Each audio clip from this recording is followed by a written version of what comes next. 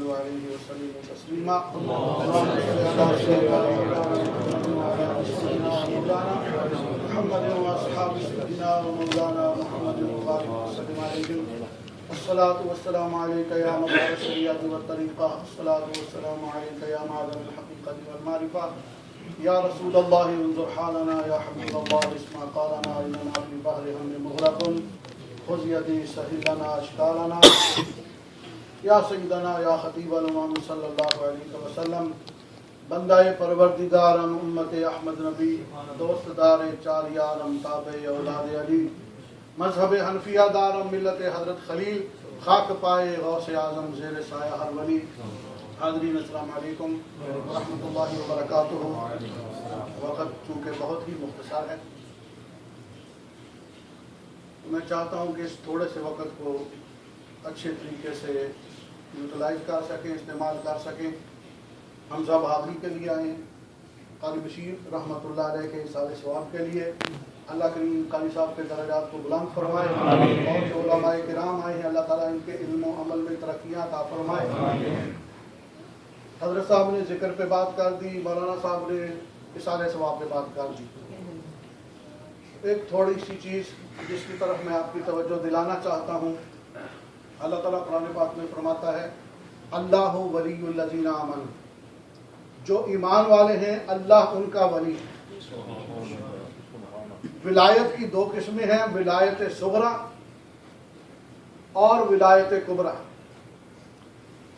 ولایت صغریٰ اور ولایت کبریٰ، ویسے آپ لوگ بڑے عقل مند ہیں، آپ کو پتا ہے کچھ دنوں بعد اقبال چشتی صاحب تشریف لائیں گے، انہوں نے زور زور سے سبحان اللہ کہلوانا ہے، اور وہ پوچھیں گے کہ میرے بھانجے کی تقریر پہ کسی نے سبحان اللہ کہا یا تھا نہیں، تو سب زور زور سے سبحان اللہ کہہ رہے تھے، اب آپ خاموش ہو گئے، چلے کوئی بات نہیں۔ اللہ ولی الذین آمنوا، اللہ مددگار ہے ایمان والوں کا۔ ولایت صغریٰ اور ولایت کبریٰ، جتنے بھی ایمان والے ہیں اللہ سب کو ایمان عطا فرمائے، اللہ سب کا ولی ہے۔ فرمایا یخرجہم من الظلمات الی النور، وہ مومنوں کو اندھیرے سے نور کی طرف لاتا ہے، اندھیرے سے نکال کر نور کی طرف لاتا ہے۔ اور ادھر اللہ فرمایا اللہ ولی الذین آمنوا، اللہ ایمان والوں کا دوست ہے۔ تو کفر کے اندھیرے سے تو پہلے ہی نکل آئے ہیں، سبحان اللہ، کفر کے اندھیرے سے تو پہلے ہی نکل آئے ہیں۔ اب یہاں کون سا اندھیرا مراد ہے؟ اب یہاں ہر وہ جگہ جو اندھیری ہے، قبر اندھیری ہے، مومن کی قبر میں اندھیرا نہیں ہوگا، سبحان اللہ، کیونکہ اللہ مومنوں کا مددگار ہے، دوست ہے۔ تو مومن کی قبر میں اندھیرا نہیں ہوگا، جو قبر کا اندھیرا ہے اللہ اسے نکال لے گا۔ دوزخ اتنا گرم ہے لیکن وہاں روشنی نہیں ہے، دوزخ گرم ہے وہاں روشنی نہیں ہے، تو مومن دوزخ سے بھی اللہ اس کو نکال لے گا۔ بیش کی باتیں ہیں، بہرحال بعد میں سوچنے لگا۔ مومن کی شان کیا ہے؟ سرکار کریم صلی اللہ علیہ وسلم کعبہ سے مخاطب ہوئے، فرمایا تیری بڑی شان ہے، لیکن فرمایا مومن کی شان تجھ سے زیادہ ہے، مومن کی شان تجھ سے زیادہ ہے۔ اللہ ہم سب کو حج کے لیے لے جائے، عمرے کے لیے لے جائے۔ کعبے کو جو دیوار ہے کعبہ شریف کی، اس کو کبھی کسی نے چوما ہے؟ وہ جو کعبے کے اوپر غلاف چڑھا ہے اس کو بھی آپ نے چوما ہوگا، حجر اسود کو بھی چوما ہے، لیکن سرکار فرماتے ہیں کہ مومن کی حرمت کعبے سے زیادہ ہے۔ تو مومن کا جسم لگا اس مٹی کو، جو قبر کی مٹی ہے وہ مٹی لگی ہے، اس کی چادر، وہ جو چادر اوپر چڑھی ہوئی ہے مومن کی قبر کے، بات سمجھ میں آ گئی؟ کعبے کے اوپر چادر چڑھی آپ نے چوم لی، یہ مومن کی قبر کے اوپر چادر چڑھی ہے آپ نے چوم لی، اس کی حرمت کعبے سے زیادہ ہے، یہ مومن کی حرمت ہے۔ سرکار کریم صلی اللہ علیہ وسلم نے فرمایا، آپ سرکار کا نام آتا ہے نا ہم سب انگوٹھے چومتے ہیں، صحابہ نے کیا رسول اللہ قیامت میں آپ اپنے امتیوں کو کیسے پہچانیں گے؟ وہ پنج کلیان کی بات آ گئی نا، چہرے چمکتے ہوں گے، وضو والی جگہ چمکتی ہوگی، ہاتھ چمکتے ہوں گے۔ دوسری حدیث ہے سرکار کی کہ جو میرے نام پہ اپنے انگوٹھے چومتا ہے، سرکار نے فرمایا میں قیامت کے دن ان کو تلاش کروں گا اور تلاش کر کے ان کو جنت میں لے جاؤں گا۔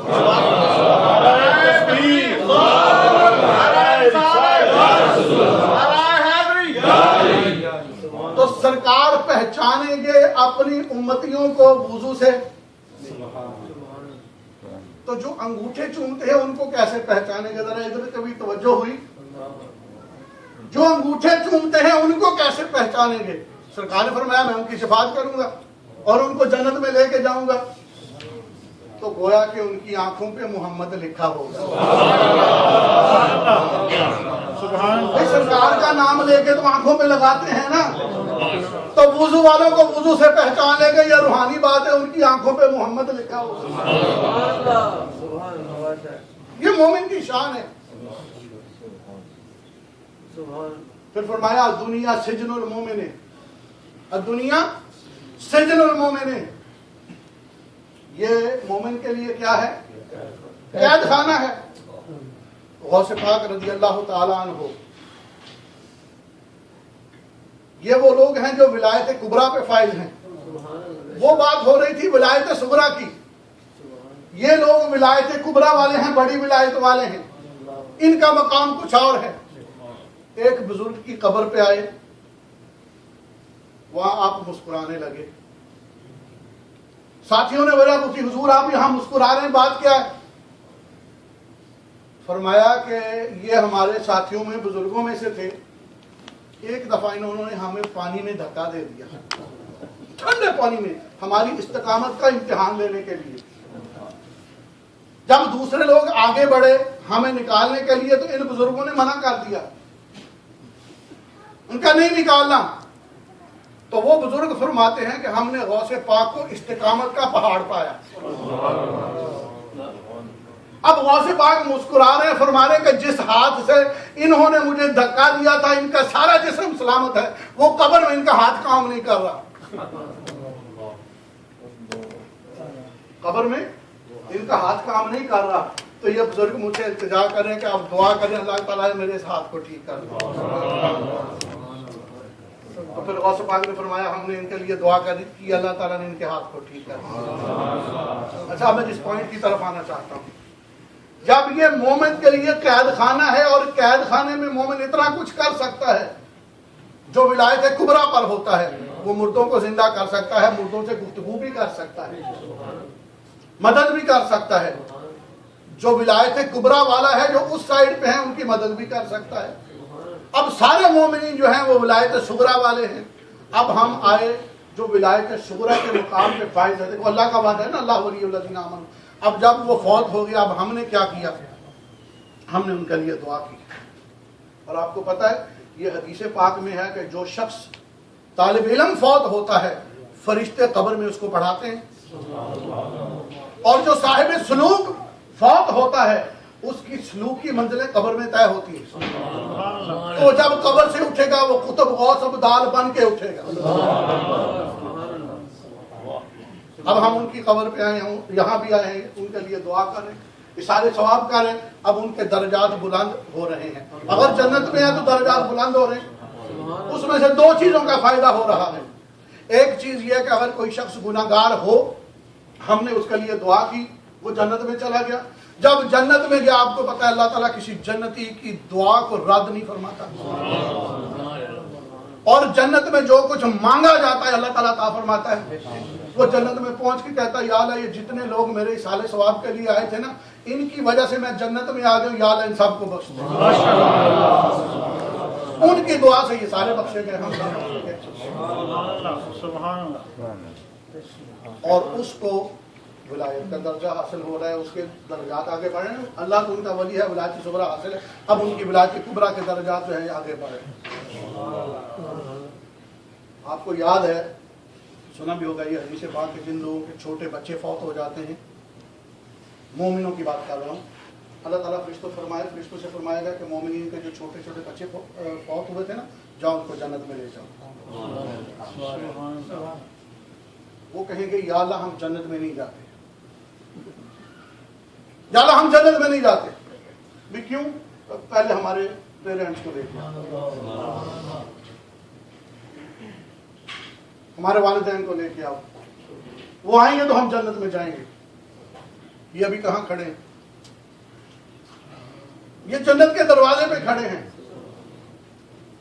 ہونے والے ہیں جنتی، جنت میں اندر جائیں گے یہ، لیکن ابھی جنت کے دروازے پہ کھڑے ہیں۔ وہ کہیں گے ہمارے والدین کو بلاؤ، ان کے والدین کو بلایا جائے گا، چاہے وہ گناہ گار ہی کون ہے، صاحب ایمان ہونا شرط ہے، چاہے وہ گناہ گار ہی کیوں نہ ہو، یہ بچے اپنے والدین کو جنت میں لے جائیں گے۔ اور جس کے لیے آپ نے دعا کر دی، اللہ نے اس کو جنت عطا فرما دیا، جنت میں جا کے اس نے آپ سب کے لیے، ہم سب کے لیے دعا کر دی۔ یہ ایک مومن کی شان ہے، یہ ایک مومن کا مقام ہے۔ تو کوشش یہ کریں کہ اس کو حاصل کریں، یہ جو ایمان ہے نا یہ حاصل ہو جائے۔ آج کل سب لوگ جو ہیں وہ حج پہ جا رہے ہیں، عمرے پہ جا رہے ہیں، تو کہتے ہیں کہ جب آپ حرم شریف کے اندر داخل ہوں، جب پہلی نگاہ کعبے پہ پڑے، کعبہ شریف پہ پڑے، جو دعا کریں وہ قبول ہوتی ہے۔ تو سب سے بڑی دعا انسان کے اپنے لیے کیا ہے یا دوسروں کے لیے کیا ہے کہ یہ دعا کریں کہ اللہ تعالی ہم سب کا خاتمہ ایمان پر ہو۔ اس سے بڑی دعا کوئی نہیں، اور خاتمہ ایمان پہ ہو گیا تو باقی سب سے کیا۔ گناہ گار تو ہر آدمی ہوتا ہے، ہر آدمی ہوتا ہے، کوئی گناہ بڑے کوئی چھوٹے، اور عمل صالح ضرور کرو، نمازیں پڑھو، جو بھی فرض ہے اس سے بھاگو مت، لیکن اس کے ساتھ ساتھ یہ ہے کہ اس کے اوپر تکیہ کر کے نہ بیٹھے، یہ بھی ساتھ یاد رکھنا۔ اعمال پہ تکیہ نہیں، ایمان کے بغیر گزارا نہیں، اور اعمال پہ تکیہ نہیں۔ تکیہ کس پہ ہے؟ اللہ اور اس کے رسول صلی اللہ علیہ وسلم، کیونکہ سرکار نے فرمایا شفاعتی لأہل الکبائر من امتی، شفاعتی لأہل الکبائر من امتی، میری شفاعت میری امت کے اہل کبائر یعنی جو بڑے بڑے گناہ کرنے والے ہیں ان کے لیے، اور اس وقت بڑے بڑے پارسا ان کی صف میں شامل ہونے کی کوشش کریں، عمل ضرور کریں، سرکار سے محبت کریں۔ حضرت صاحب نے فرمایا میلاد یہ ساری چیزیں جو ہیں یہ محبت کی علامت ہے، یہ ساری محبت کی علامت ہے۔ اللہ والوں سے نسبت بھی بڑی چیز ہے۔ غوث پاک رضی اللہ تعالیٰ عنہ چونکہ جو اللہ کے جو ولایت کبریٰ والے ہوتے ہیں نا، جیسے میں نے عرض کیا کہ وہ ادھر سے ادھر بھی مدد کر دیتے ہیں۔ غوث پاک کا دھوبی فوت ہو گیا، فرشتے پوچھ رہے ہیں ہاں بھی من ربوں کا، وہ کہتا میں غوث پاک کا دھوبی ہوں، میں غوث پاک کا دھوبی، من ربوں کا، غوث پاک کا دھوبی ہوں۔ ماں دینوں کا جواب دیتا میں غوث پاک کا دھوبی، میں غوث پاک کے کپڑے دھونے والا۔ تیسرا سوال وہی، وہ پھر کہتا میں غوث پاک کا دھوبی۔ تو ادھر سے غوث پاک آواز دے رہے فرشتوں کو، کیونکہ یہ اگر وہاں سن سکتے ہیں دیکھ سکتے ہیں تو وہ آواز بھی تو پہنچا سکتے ہیں نا۔ تو نکیران سے فرمایا جب تم سے کہہ رہا ہے کہ ہمارا دھوبی ہے تو چھوڑ دو نا۔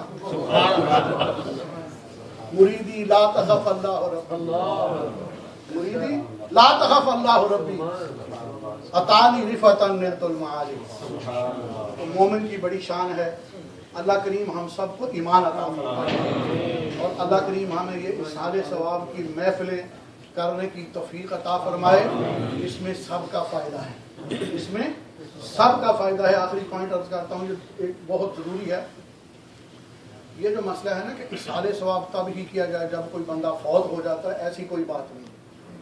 اصحال ثواب زندوں کو بھی ہوتا ہے، انہیں زیادہ ضرورت ہوتی ہے، اصحال ثواب زندہ کو بھی ہوتا ہے۔ جب ہم جنازہ کی نماز پڑھنے جاتے ہیں تو کیا کہتے ہیں؟ اللہم اغفر لحینا، یہ حینا کا پہلے ذکر آتا ہے، میتنا کا بعد میں آتا ہے، ٹھیک ہے نا؟ اللہم اغفر لحینا، یا اللہ بخش دے ہمارے زندوں کو، وہ میتنا بعد میں ذکر آتا ہے، وشاہدنا وغائبنا، سارا جو کچھ ہے، ٹھیک ہے نا؟ لیکن اصل میں چیز عرض کر رہا ہوں، وہ زندہ اصحال ثواب بن کے جو لوگ ابھی پیدا بھی نہیں ان کو بھی اصحال ثواب ہو جاتا ہے۔ سرکار کریم صلی اللہ علیہ وسلم اپنی زندگی میں 2 قربانیاں کرتے تھے۔ جب سرکار سے پوچھا گیا یا رسول اللہ آپ 2 قربانیاں کیوں فرماتے ہیں؟ فرمایا ایک اپنے لیے اور ایک اپنی امت کے ان افراد کے لیے جو قربانی نہیں کر سکیں گے اور اپنے خاندان والوں کے لیے جو قربانی نہیں کر سکیں گے. تو اس میں ایسے لوگ بھی تھے جو اس وقت موجود تھے، جو پہلے گزر گئے اور بعد میں آئیں گے. کوئی سارے ثواب جو ہے یہ ایک دوسرے کا فائدہ کرنے کے لیے، جیسے کہتے ہیں کہ انسان کے کام آتا ہے نا، تو یہ اس لیے اللہ تعالیٰ نے یہ سلسلہ بنایا ہے. آج ہم قاری صاحب کے لیے آئے ہیں، کل وہ ہمارے لیے آئیں گے. آج اگر ہم منکر ہوں گے تو کل نہیں معاملہ بنے گا. یہ تو ایسے ہی ہے، جس چیز پہ آپ کا ایمان ہے، ہم سب کا ایمان ہے، وہی کام آئے گی. بالکل. فرض کرے میں ایصال ثواب کا اگر قائل نہیں ہوں نا، تو مجھے کروڑوں قرآن بھی کوئی بخش دے تو کوئی فائدہ نہیں ہوتا. ٹھیک ہے. اور جو قائل ہے اس کے لیے ایک دعا ہی کافی. ٹھیک ہے نا. وہ باپ جہنم میں تھا، اس نے صرف بسم اللہ شریف پڑھا، اللہ نے بخش دیا. اللہ کریم ہم سب کو توفیق عطا فرمائے. اللہ کریم ہمیں ایمان کی دولت سے مالا مال فرمائے، ہم سب کا خاتمہ ایمان پر فرمائے، اور اللہ کریم قاری صاحب رحمۃ اللہ علیہ کے درجات کو بلند سے بلند فرمائے. وآخر دعوانا الحمدللہ. دو شعر صلوات السلام کے پڑھ لیجیے. یا نبی سلام علیکہ، یا رسول سلام